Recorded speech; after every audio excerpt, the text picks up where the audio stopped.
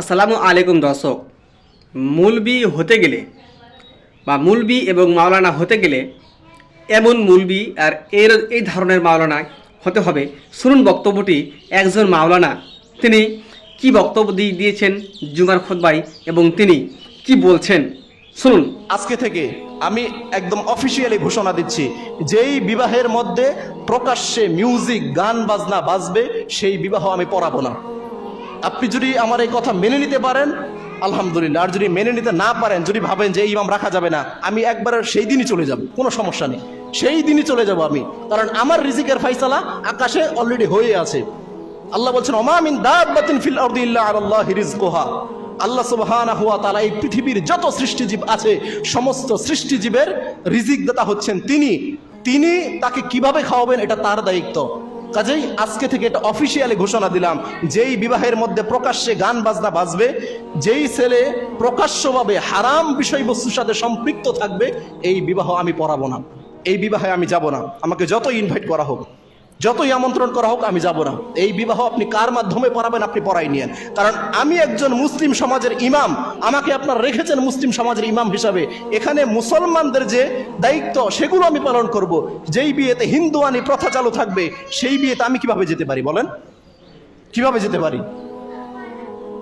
কাজেই আজকে থেকে এটা অফিসিয়ালি ঘোষণা থাকলো যে যেই বিবাহে প্রকাশ্যে গান বাজনা চলবে, যেই ছেলে প্রকাশ্যভাবে হারাম বিষয়বস্তুর সাথে সম্পৃক্ত থাকবে, এদের বিবাহে আমি যাব না।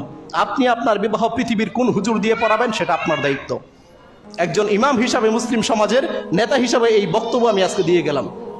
এরপরেও যদি মনে করেন যে আমার বিবাহে গান বাজনা বাজাতেই হবে, আমার বিবাহে অবাধ মেলামেশা চলবেই, আমার বিবাহে ওই নোংরামি পানা চলবেই, আমার বিবাহে হিন্দুয়ানি প্রথা চলবেই, সেটা আপনি কোন হুজুর দিয়ে পড়াবেন পড়াই নিন। আমার বক্তব্য আমি আজকে স্পষ্ট করে দিলাম। শুনলেন যে এই মাওলানা কি বললেন, অবশ্যই আপনারা শুনতে পেলেন যে এই মাওলানাজি বললেন কি বললেন, ইসলাম ধর্মটাকে কতটুকু উনি একলে রেখেছেন, ইসলাম ধর্মটাকে কত ভালোভাবে উনি বুঝেছেন, ইসলাম ধর্মটা কি মানুষকে বুঝাতে চেয়েছেন। তারপরেও মানুষ কিন্তু ইসলাম ধর্মটা কেমন, ইসলাম ধর্ম কি, ইসলাম ধর্মটাকে মানুষ এখনও বুঝতে পারছে না ইসলাম ধর্মটা কি। তাহলে এই মাওলানা যে মানুষকে যে বুঝাতে চেয়েছেন বা মানুষকে যে বুঝালেন, অবশ্যই আপনারা শুনতে পেলেন যে উনি কীভাবে মানুষকে বুঝাতে চেয়েছেন। যদি কোনো বিবাহ এবং বিয়ে শাদিতে গান বাজনা বাজে তাহলে সেই জায়গাতে উনি বিবাহ পড়াতে যাবেন না। কেন? সেটা হচ্ছে কি আল্লাহর নবীর খিলাফ। আল্লাহর নবী কখনো বলেননি যে বিবাহতে এবং গান বাজনা বাজবে, বিয়ে শাদিতে গান বাজনা বাজাতে হবে, আল্লাহর নবী কখনো বলেননি।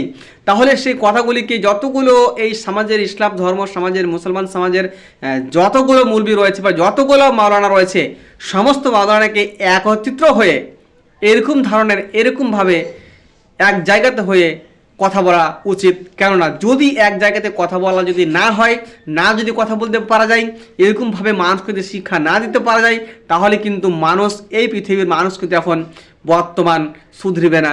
এবং এই পৃথিবীর মানুষ এখন বর্তমানে যে পরিস্থিতিতে এখন মানুষ চলছে, সে পরিস্থিতিটাকে ইসলাম ধর্মটাকে মজাক বানিয়ে রেখে দিচ্ছে। বিয়ে শাদিতে যেটি হচ্ছে বিয়ে শাদি একেবারে হালাল জিনিস, জায়েজ, সেই জিনিসগুলোকে, যেগুলো হালাল জায়েজ জিনিসগুলোকে একটু সামান্য গান বাজনার কারণে সেই জিনিসগুলোকে হারাম করে দিচ্ছে। এই হচ্ছে কি আমাদের মুসলমান সমাজের বিয়ে শাদির এরকম ঘটনা ঘটে থাকছে। তার কারণে সে মাওলানা বলে দিল যে যার বিয়ে বাড়িতে গান বাজনা মিউজিক বাজবে তার বাড়িতে উনি যাবেন না।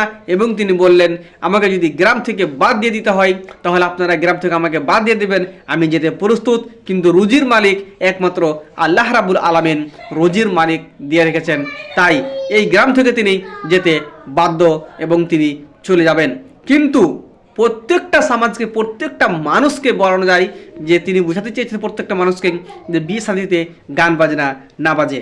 তাহলে এই কথাগুলিকে ভালোভাবে আপনারা ধ্যান রেখে বা এই কথাগুলিকে ভালোভাবে আপনারা মস্তিষ্কে এবং দিমাগে উঠিয়ে বিয়ে শাদিতে গান বাজনাগুলি আপনারা কেউ বাজাবেন না, কেন যে হালাল জিনিসটাকে কেউ আপনারা হারাম করবেন না। আসসালামু আলাইকুম ওয়া রাহমাতুল্লাহ।